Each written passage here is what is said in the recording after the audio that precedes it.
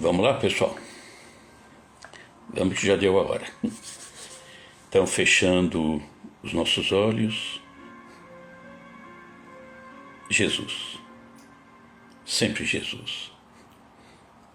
A Ele agradecemos em todos os instantes, porque sempre ao nosso lado, nos ensinando. Esse mestre não se cansa de nos orientar e uma paciência fantástica. Sempre, sempre, sempre, sempre na espera que cada um de nós encontre o melhor caminho. E Jesus nos deixa sempre as marcas, as setas que encaminham para o melhor caminho. Nesse fim de semana, estamos comemorando a Páscoa.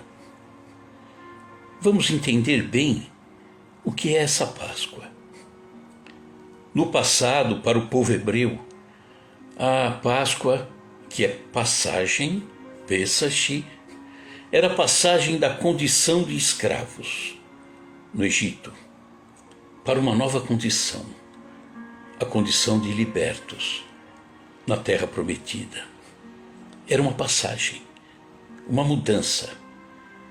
E hoje, a Páscoa cristã é uma passagem. Uma passagem que nós já sabemos que é a passagem da vida para a vida. Porque não existe morte. Jesus nos mostrou isso. Ele venceu a morte. A doutrina nos mostra isso também, que a morte não existe. Na condição de espíritos, criados a longa data, a longo tempo, estamos caminhando ao longo desse tempo todo, através de várias encarnações. Estamos, nesse momento, ocupando o corpo de carne, aqui na Terra. Mas aqui não é a nossa casa. É provisória, é temporária. A nossa verdadeira casa é o mundo espiritual. E aqui, enquanto permanecemos aqui, nesse aprendizado, em algum momento voltaremos. Voltaremos para lá. Deixaremos aqui apenas o corpo físico. E o corpo físico é nada mais, nada menos que a vestimenta que nós, espíritos, que nós ocupamos provisoriamente. E no momento da partida, é como lá atrás, na época dos hebreus, deixar a escravidão para encontrar a liberdade. Estar aqui encarnado é uma escravidão. Estamos aqui presos a esse corpo e o espírito anseia sempre por liberdade. Com a morte do corpo físico apenas, esse espírito voa, vai para o local que é a sua casa. Ele que veio de lá para cá agora ressurge do outro lado, ressurge. Ressurreição. Ele aparece e volta lá. E Jesus nos mostrou isso há 2000 anos atrás, quando ele deixou aqui na terra apenas o corpo físico, a carne. E depois ele aparece aos seus discípulos, espírito, mas espírito materializado. Isso é tão normal de acontecer. E o Espírito de Jesus veio nos mostrar que a morte não existe, que a vida continua e que a verdadeira vida é do outro lado. Essa é a Páscoa para nós, essa passagem para o outro lado. E que precisamos nos preparar ao longo do tempo. E a melhor forma de se preparar para essa passagem é a forma como vivemos enquanto aqui.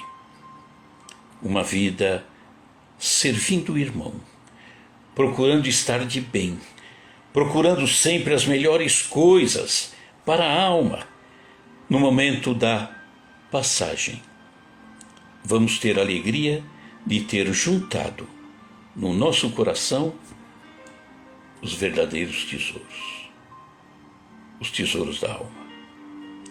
Que assim seja, graças a Deus.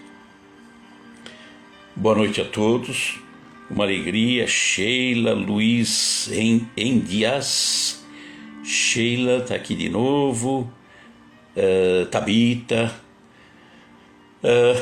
Vamos dar início, então, à live de hoje. Semana passada nós fizemos a primeira parte dessa live que fala sobre a Páscoa e o apacentar. Semana que vem nós concluímos. Hoje, basicamente, nós vamos falar de Pedro. Pedro negando Jesus. Parece que tudo acabou. Parece que desmontou o mundo para Pedro. A semana que vem, nós vamos ver como foi lindo o mestre conversando com Pedro. E Pedro compreendendo coisas que hoje nós ainda não compreendemos. A grande parte da humanidade não compreende. E é por isso que muitos carregam no coração aquele sentimento de pequenez, falhou, aqueles sentimentos horríveis que levam muitos até a partir de uma forma estranha, embora, que está errado. Então nós vamos ver a semana que vem a correção daquilo que Pedro fez. E é lindo, muito lindo. Nós vamos então agora, nesse instante, recordar um pouquinho do que falamos na semana passada. Bem rapidinho, né? Apacenta as minhas ovelhas, disse Jesus. Isso está anotado no Evangelho de João, capítulo 21. Então, em que situação Jesus falou isso? Apacenta as minhas ovelhas. Vamos, de uma forma bem resumida, contar o que aconteceu, né, na Semana Santa, na quinta-feira. Basicamente na quinta-feira. Então, Jesus e os discípulos haviam acabado de ceiar, em comemoração à Páscoa dos judeus, que é a saída do Egito e ir para a terra prometida. Aconteceu em Jerusalém, numa sala chamada Cenáculo. À noite, Jesus e alguns dos discípulos saem e vão para o horto, o Getsemane, Jardim Getsemane. Jesus lá é preso e conduzido ao palácio de Caifás. Ali, no pátio do palácio de Caifás, Pedro nega por 3 vezes, conforme o mestre havia alertado. E Jesus é morto e reaparece no 3º dia. Então, a Páscoa cristã, nós falamos o que significa. Não existe a morte. Estamos indo para a verdadeira casa. E Jesus reaparece aos discípulos por 40 dias na Galileia. Inicialmente, sendo morto como foi na sexta-feira, ele reaparece aos discípulos no domingo, dentro do cenáculo. E aí é pedido para que os discípulos subam e se dirijam à região da Galileia. E ali o mestre apareceria, como apareceu, por 40 dias. Numa dessas aparições, junto ao mar da Galileia, os discípulos estavam pescando, estavam na barca, no mar, que é um lago, né? E ali eles percebem que Jesus estava na margem, já nesses 40 dias das aparições. E eles vão rapidamente até o mestre e ali eles se reúnem. E reunidos ali, eles chegam a comer um peixe e no meio daquela conversa entre eles, vamos imaginar antes como que devia estar o coração de Pedro. Havia negado 3 vezes. Ele devia estar com o coração dilacerado, morto. E ali, ao lado de Jesus. Jesus era tudo, né? E aí Jesus permite que Pedro, que havia dito 3 nãos, tivesse a oportunidade de dizer 3 sims, apagando aqueles nãos, né? As 3 perguntas feitas por Jesus teriam sido iguais. Pedro, tu me amas?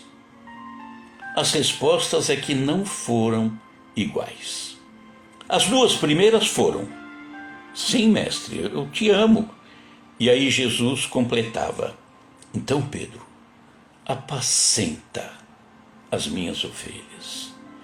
A última não. A última resposta de Pedro foi diferente e significativa. Ele diz, Pedro, a Jesus, na terceira: sim, mestre, tu sabes que eu te amo. E Jesus sempre lembrando a Pedro a necessidade de apacentar. Então, essa resposta de Pedro, sim, mestre, tu sabes que te amo, é fantástica. A semana que vem nós vamos analisar o que significa isso e o conforto que isso é, que isso traz para a alma perturbada, machucada. Nós vamos ver a semana que vem como Pedro sai daquela condição terrível de traidor, porque ele foi traidor de Jesus, para se transformar naquele que mais batalhou pela distribuição do Evangelho ao lado de Paulo de Tarso. Lembramos a semana passada que apacentar as ovelhas é dar pasto, ensinamento, exemplo aos outros, ao próximo. E quem alimenta, ensina, socorre o próximo é também dar a paz para ele.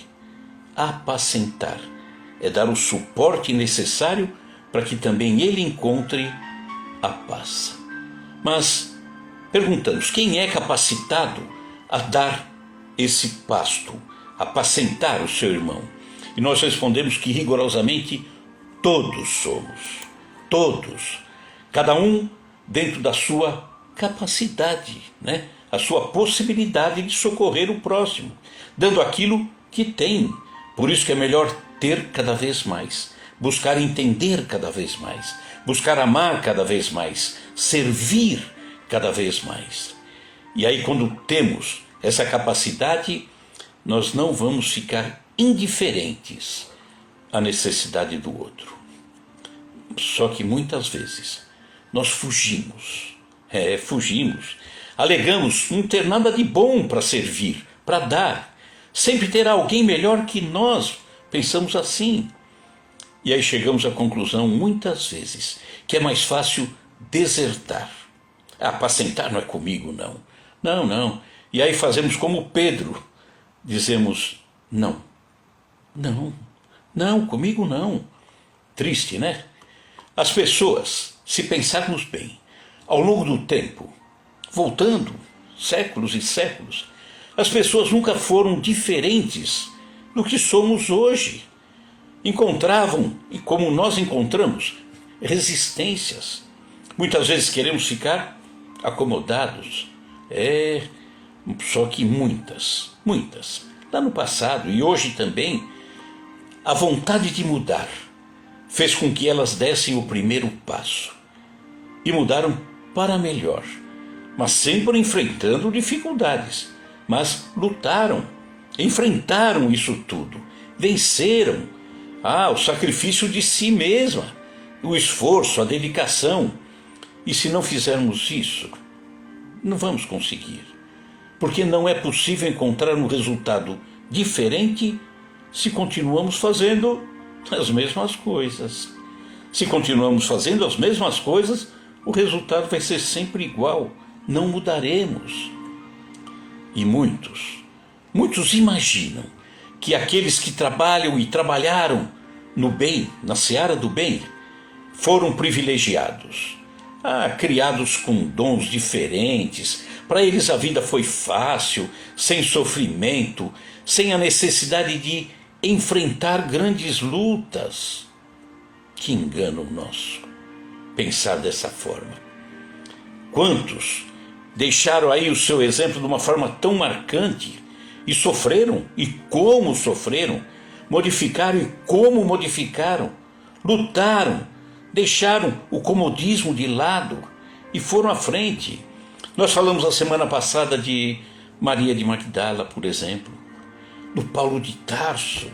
Ah, que luta, hein?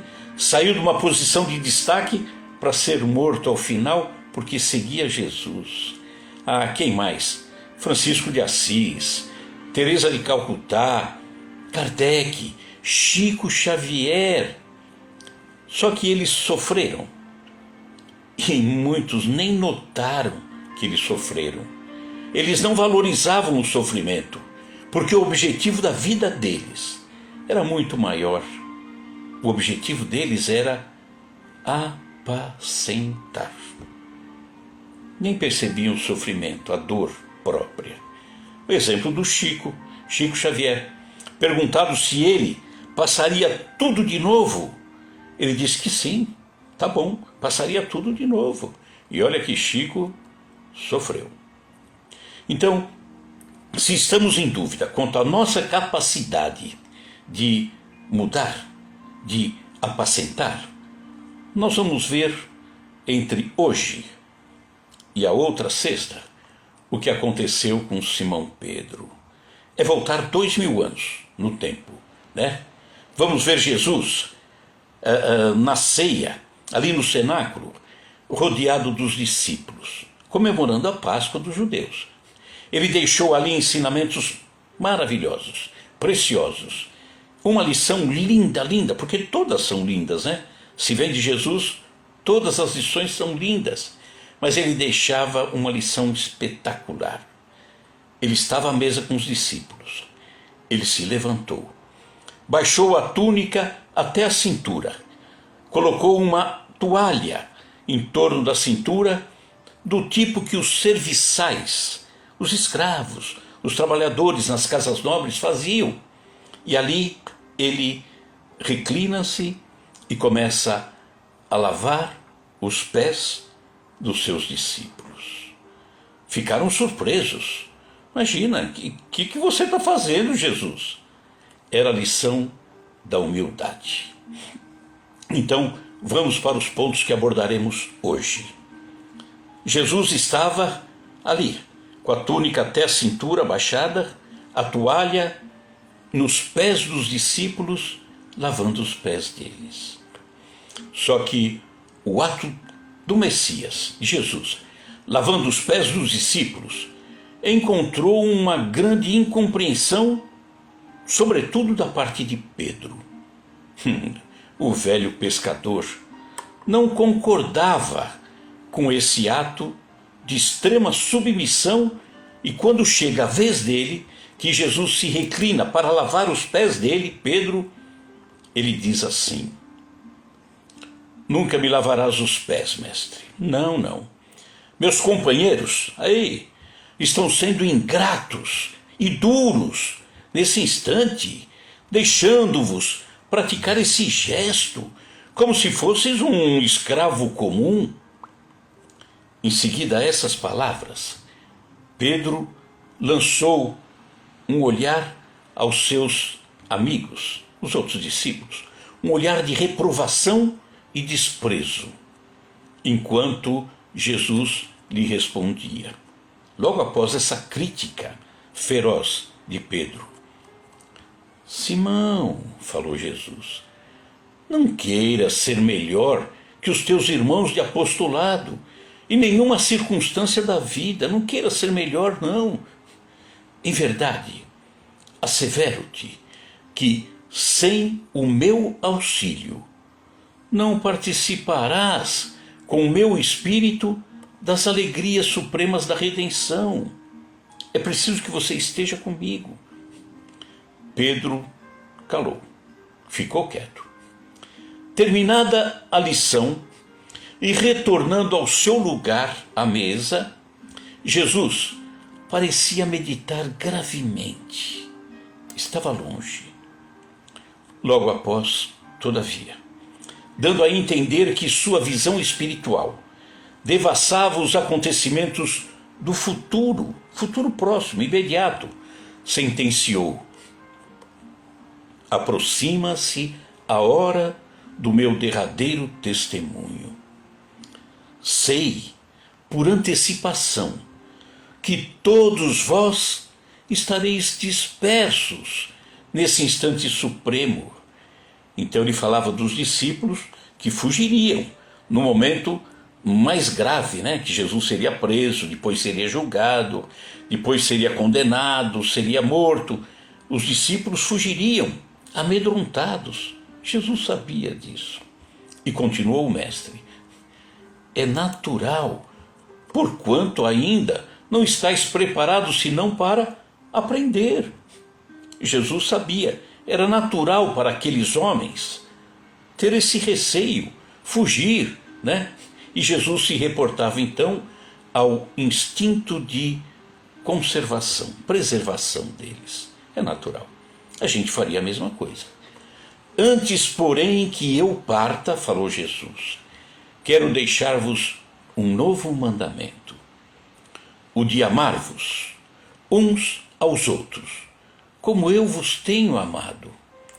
Que sejais conhecidos como meus discípulos, não pela superioridade do mundo, pela demonstração de poderes espirituais, a mediunidade, por exemplo, que não sejam reconhecidos por isso, ou então pelas vestes que envergueis na vida, mas que vocês sejam reconhecidos como meus discípulos pela revelação do amor com que vos amo, pela humildade que deverá ornar as vossas almas, pela boa disposição no sacrifício próprio. Bonito que Jesus deixou. Mas, vendo que Jesus repetia mais uma vez aquelas recomendações de despedida, Jesus falava que ia partir. Pedro, dando expansão ao seu temperamento inquieto, adiantou-se e perguntou: afinal, Senhor, para onde você vai? O mestre lhe lançou um olhar sereno, fazendo-lhe sentir o interesse que lhe causava a sua curiosidade, e redarguiu: ainda, Pedro, não te encontras preparado para seguir-me. O testemunho é de sacrifício e de extrema abnegação, e somente mais tarde, Pedro, entrarás na posse da fortaleza indispensável. Pedro ainda era um aprendiz, né?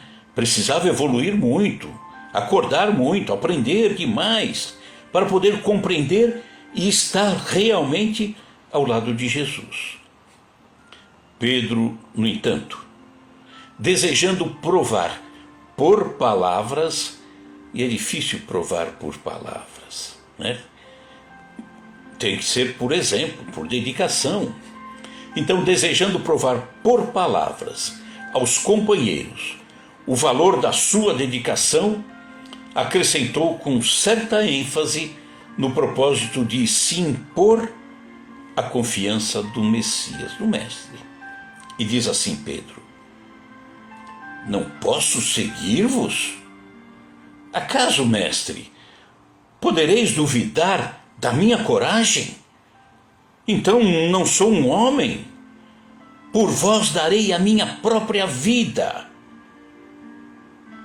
Palavras. Por palavras. Na hora de dar o exemplo, não foi nada disso. O Cristo então sorriu e ponderou: Pedro, a tua inquietação, nesse momento, se faz credora de novos ensinamentos, Pedro. Ou seja, não era uma reprimenda de Jesus. Jesus apenas constatava a necessidade de um maior aprendizado, de uma maior compreensão da parte de Pedro. E Jesus diz: a experiência te ensinará melhores conclusões, porque em verdade te afirmo que esta noite o galo não cantará sem que me tenhas negado por 3 vezes. Pedro sentiu-se até ofendido. E aí ele pergunta para o mestre: julgais-me então um espírito mau e endurecido a esse ponto? E aí o mestre, com doçura, explica a ele: não, Pedro, não. Não te suponho ingrato, indiferente aos meus ensinos. Não, não, Pedro. Mas vais aprender, ainda hoje, que o homem do mundo é mais frágil do que perverso. Nós somos mais frágeis do que maus. Somos fracos.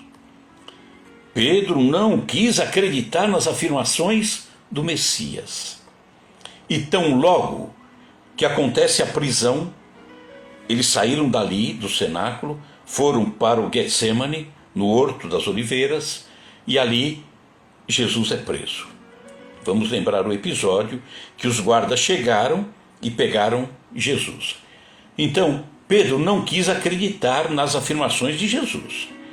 E tão logo se verificara a sua prisão, no pressuposto até de demonstrar o seu desassombro, sua coragem, sua disposição para a defesa de Jesus e a defesa do Evangelho, Pedro atacou com uma espada um dos servos do sumo sacerdote.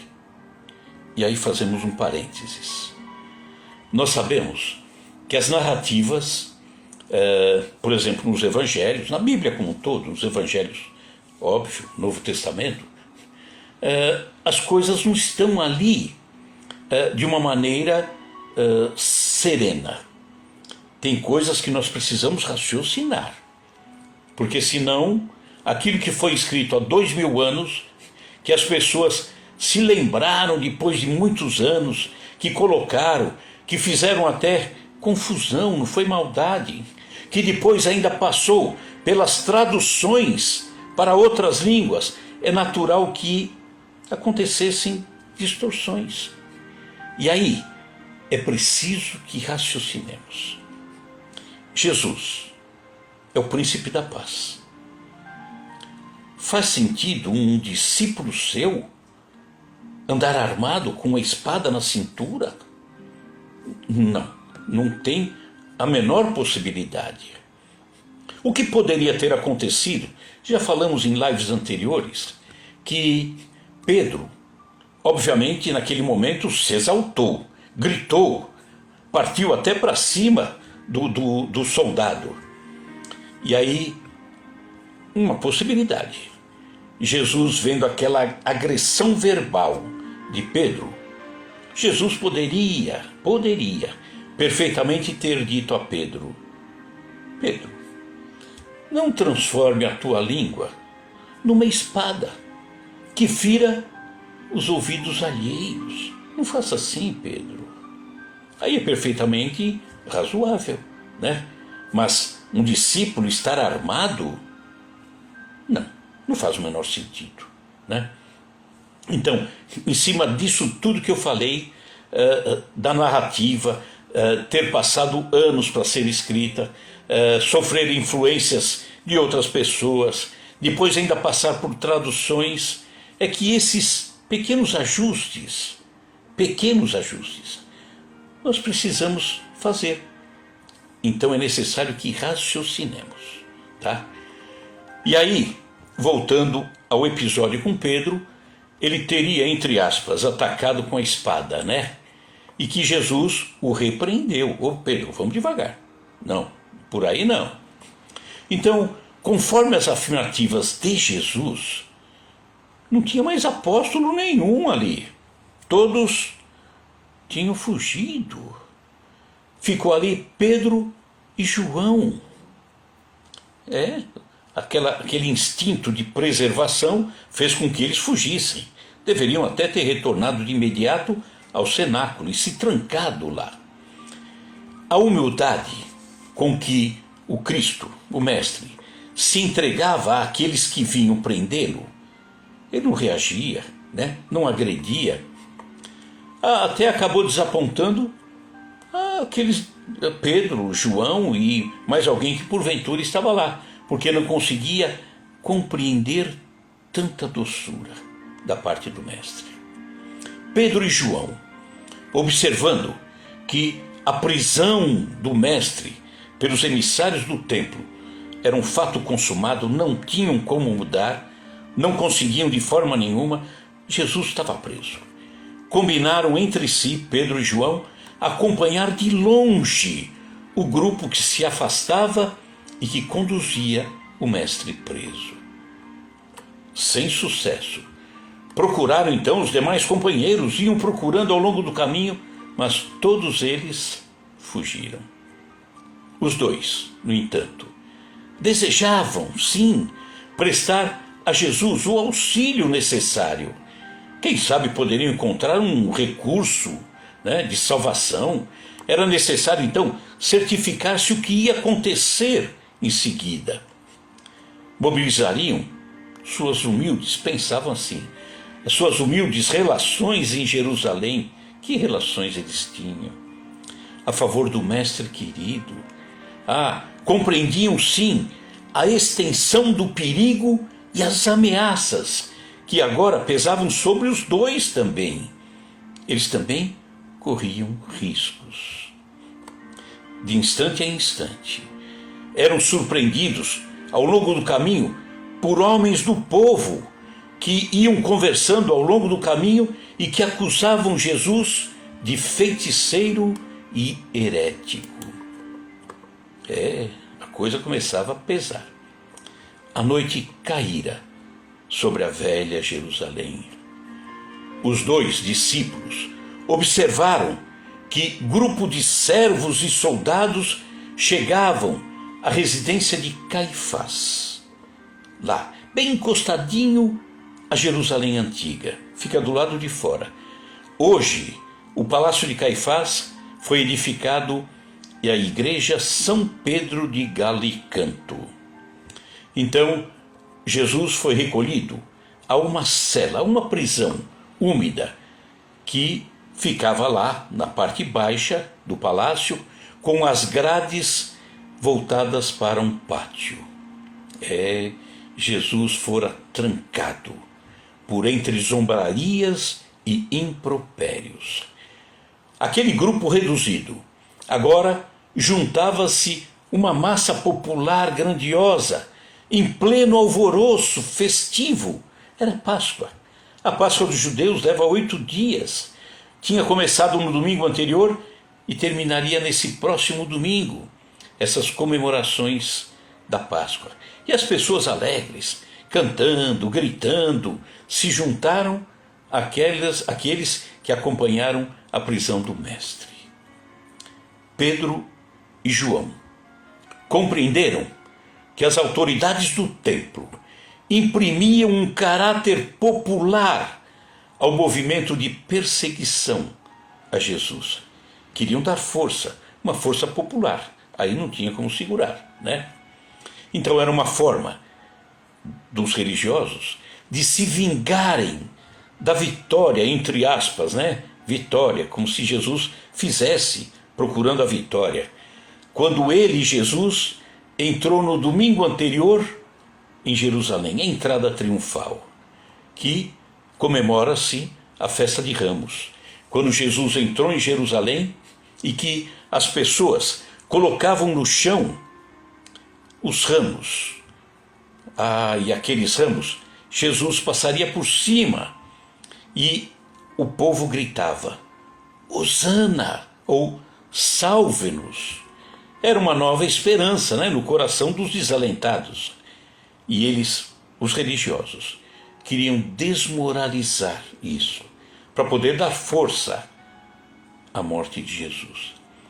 E aí entenderam os dois, Pedro e João, que o filho de Zebedeu, João, deveria voltar até a cidade de Betânia, onde morava Maria, Marta e Lázaro, porque ali estava Maria, mãe de Jesus.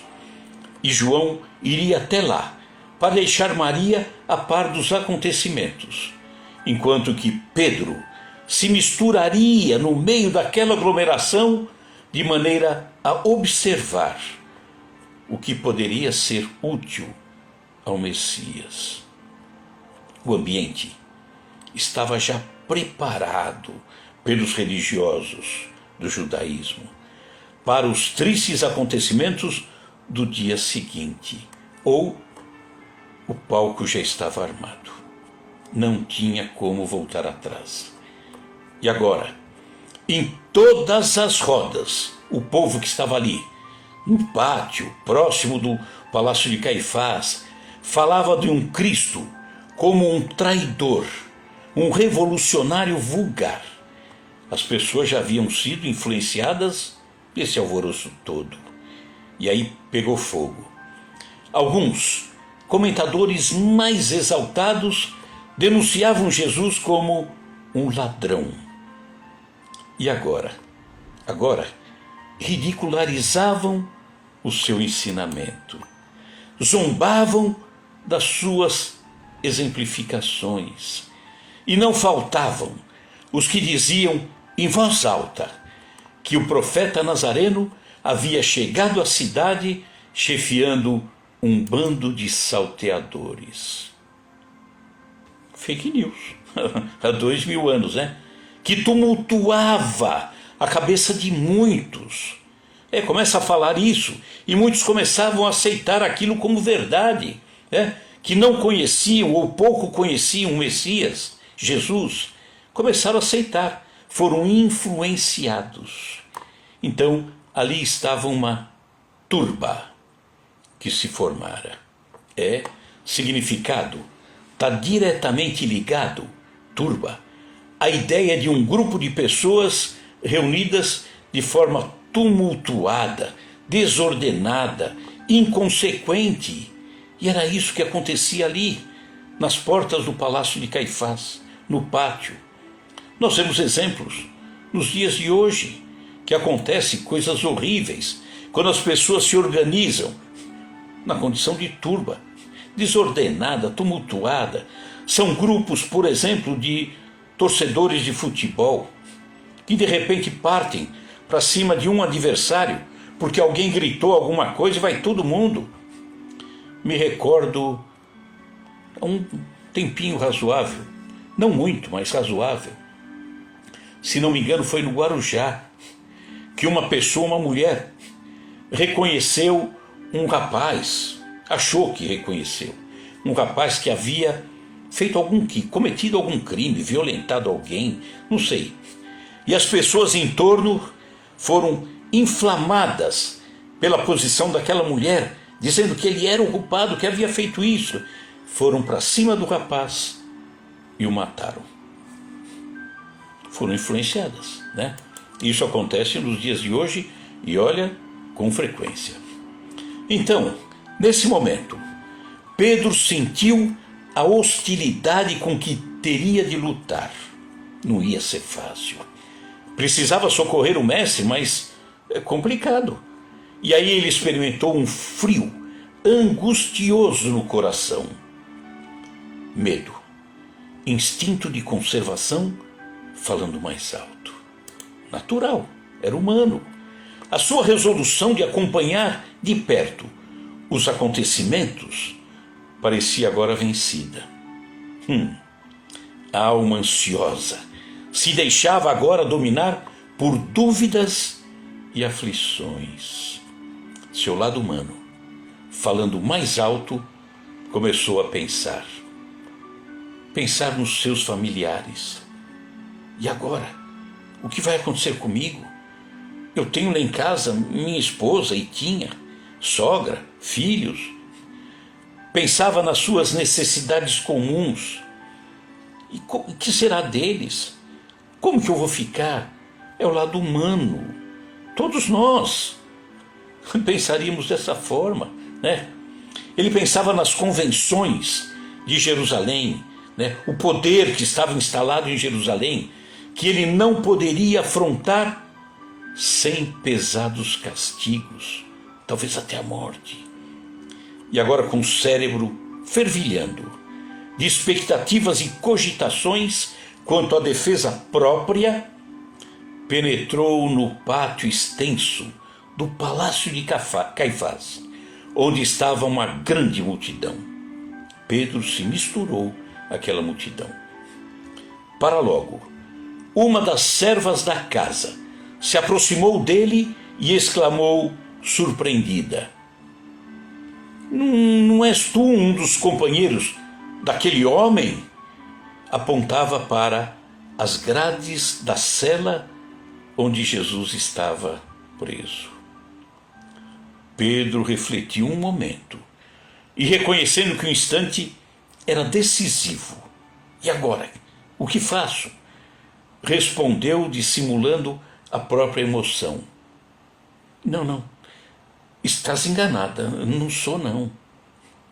Pedro ponderou aquela primeira negativa e pôs-se então a considerar que semelhante procedimento, aos seus olhos, era o mais razoável. Ele queria se justificar naquela fraqueza humana, de todos nós.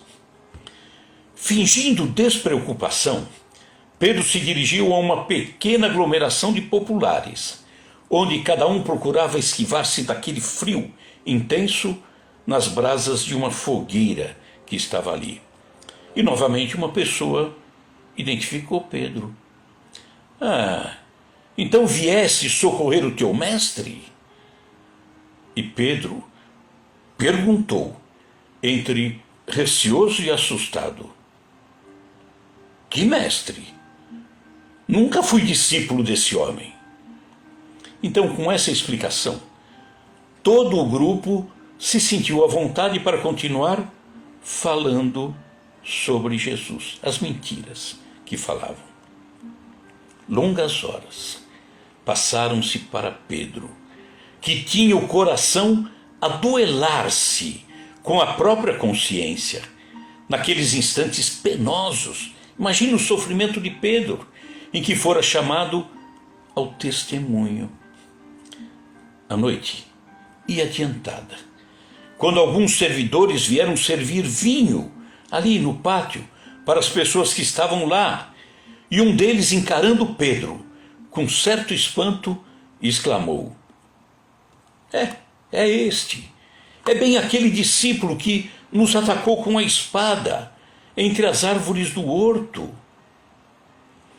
Pedro ergueu-se, pálido, e protestou: Estás enganado, meu amigo. Vê que isso não seria possível.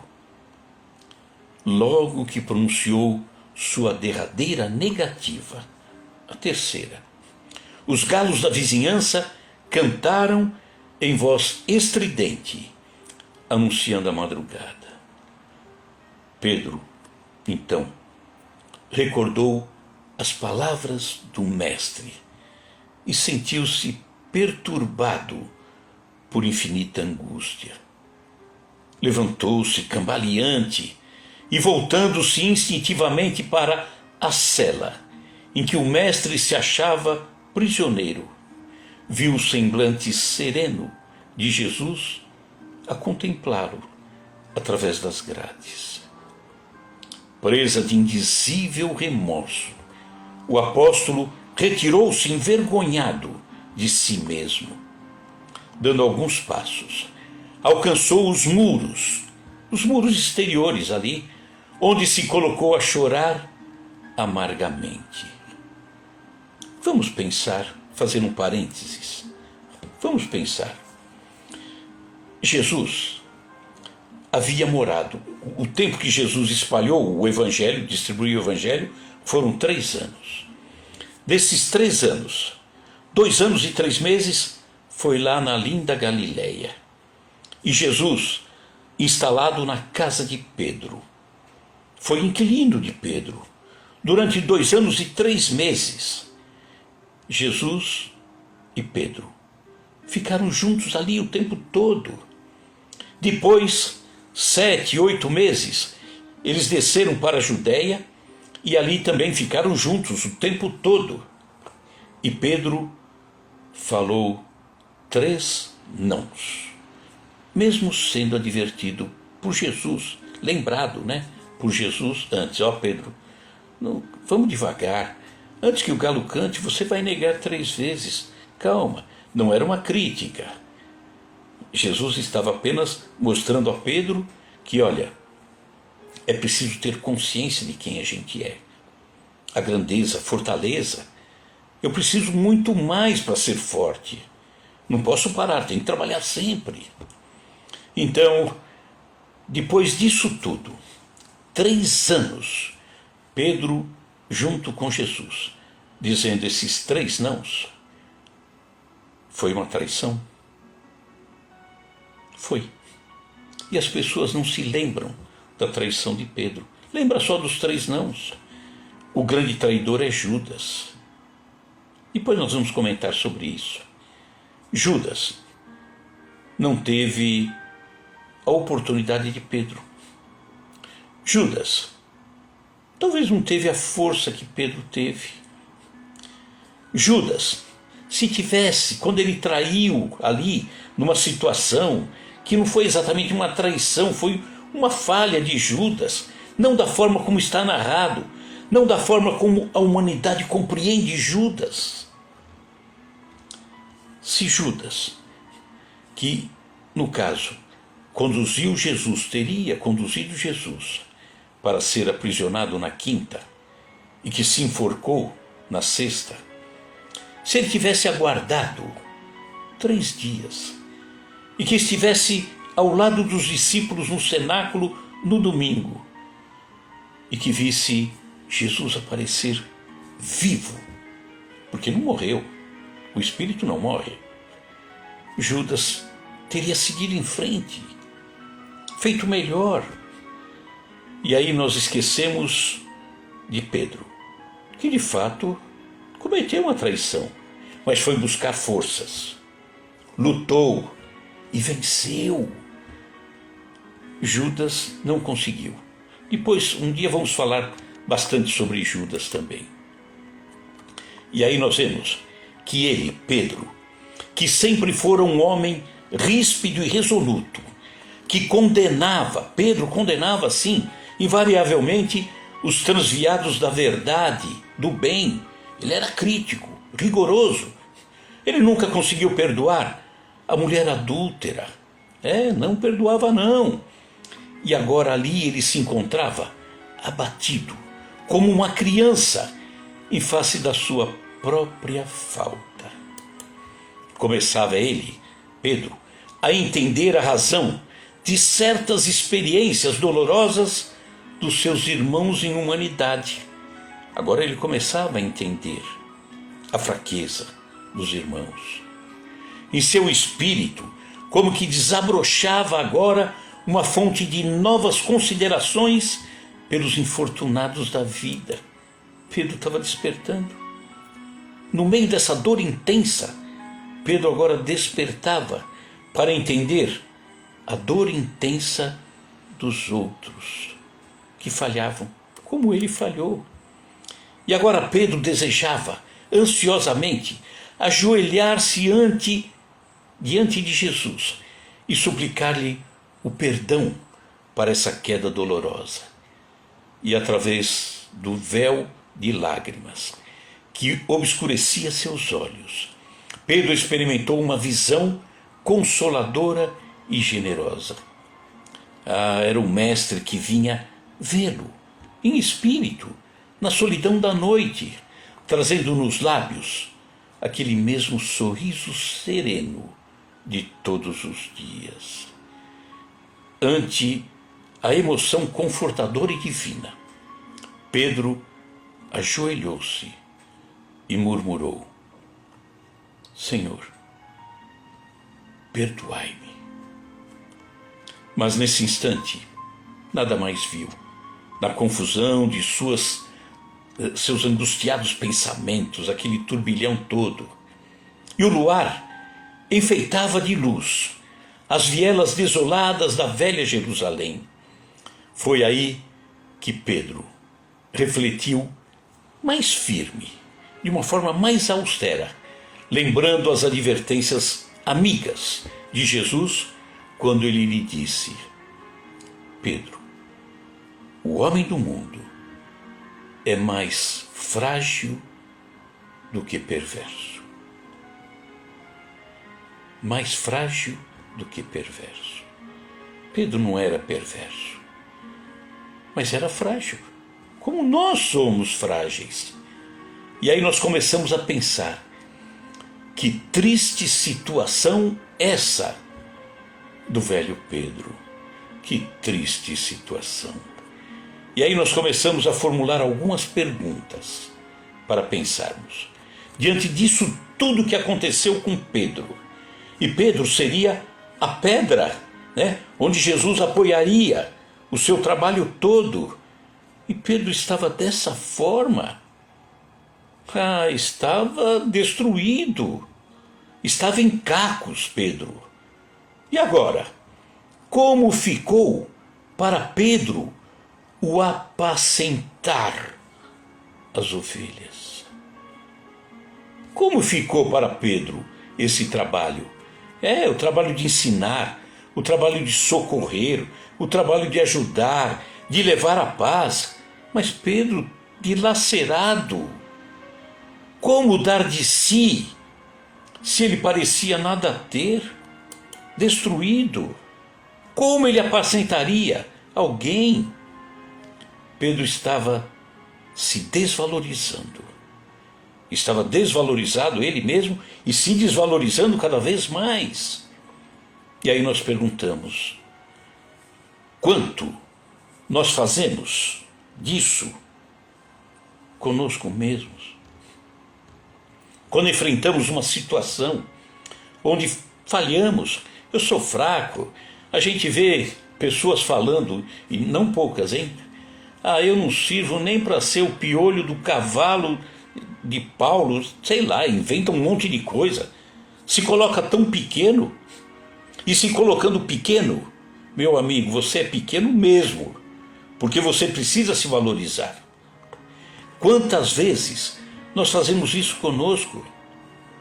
Nos desvalorizamos, não tem a possibilidade de apacentar ninguém. Sempre tem alguém que poderá ensinar, ajudar, orientar, amparar. Eu não, eu sou tão pequeno, não posso. É deserção e foge. Quantos fazem isso, né? Então fazemos isso conosco? Sim. E o Pedro? Pedro, que tinha aquela missão grandiosa que Jesus colocou nas suas mãos. Como é que Pedro sairia daquela? Naquele momento ele não sabia nem como sair. Pedro precisava se reencontrar com Jesus. Precisava se valorizar. E Pedro encontrou. Pedro encontrou-se com Jesus. E parece que isso que ele fez foi uma coisa tamanha, que Pedro seria condenado ao longo do tempo por todo mundo, que Pedro não mereceria mais sequer olhar nos olhos dos outros discípulos, que Pedro deveria também se matar, se enforcar.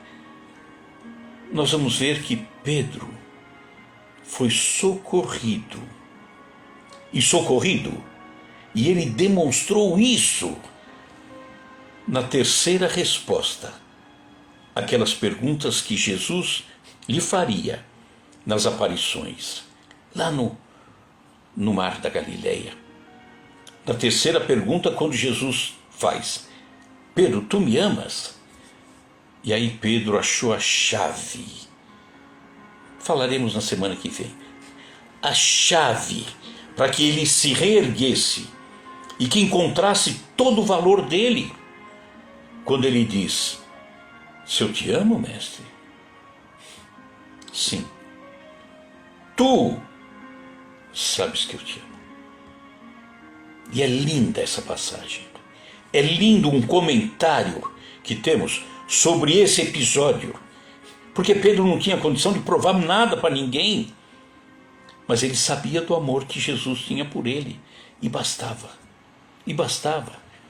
Então, sempre lembrando que estamos falando isso tudo sobre Pedro, para chegarmos, no final, a entendermos como o velho pescador de Cafarnaum, Pedro, conseguiu realizar até o último dia de sua vida a linda tarefa que lhe cabia executar: apacentar as ovelhas. A mesma tarefa que está reservada a todos nós, que não vale desertar, que não vale dizer não, que é preciso dizer sim, que é preciso arregaçar as mangas, distribuir, falar de Jesus, falar do bem, falar da honestidade, porque Jesus não é só dentro da igreja. Muitos imaginam Jesus trancado numa igreja. Não, Jesus é do mundo.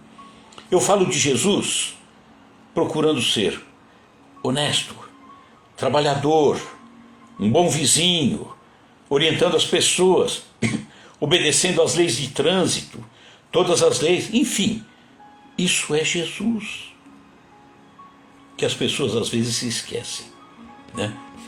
Então, essa tarefa de apacentar, Pedro descobriu de uma maneira maravilhosa. Nós também estamos descobrindo, né? Então, o que aconteceu em seguida para Pedro?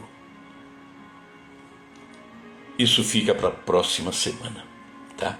Vocês vão ver como foi lindo e que às vezes nós não percebemos a saída. Nós queremos uma saída que o mundo colocou como padrão, mas está totalmente na contramão. Vamos ver o que aconteceu a Pedro na sexta-feira. Vamos encerrando então, encerramos com a prece. Jesus, agradecemos por tudo, pelos ensinamentos que estão acontecendo nos dias de hoje, que vêm de longa data, que continuarão sempre, porque você, Jesus, é o Mestre para todos sempre. Estaremos sempre aprendendo. Só que precisamos lembrar daquilo que você falou.